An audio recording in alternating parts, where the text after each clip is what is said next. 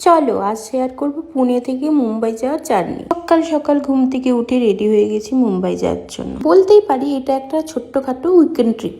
নতুন নতুন বিয়ের পর একটা নিয়ম থাকে, সবারই হয়তো থাকে, সবাই সবার বাড়িতে ইনভাইট করে, মানে আত্মীয়রা আর কি, নিজেদের আত্মীয়রা। আজ আমার এক আত্মীয় আমার মামা মামির বাড়ি যাচ্ছে, সম্পর্কে আমার মামা শ্বশুর হবে।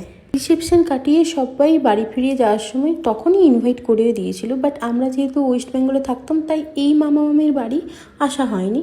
আর আসলেও হয়তো অনেক দেরিতেই আসতাম বা পরে আসতাম, এখনও হয়তো আসা হতো না।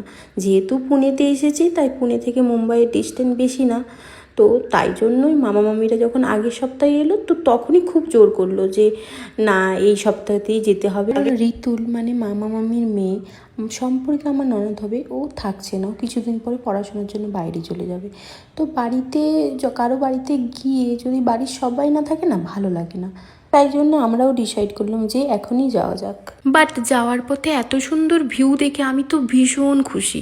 আমি ভেবেছিলাম যে অনেক ভোরেতে উঠেছি তো গাড়িতে গিয়ে একটু ঘুমোবো, বাট এত সুন্দর ভিউ আর ঘুমোতেই ইচ্ছে করলো না। সারা গাড়িতে আমি যেদিকেই তাকাচ্ছি সেদিকেই পাহাড়, পুরো রাউন্ড করে পাহাড়, সামনে সাইডে পেছনে যেদিকেই তাকাচ্ছি সেদিকেই শুধু পাহাড়।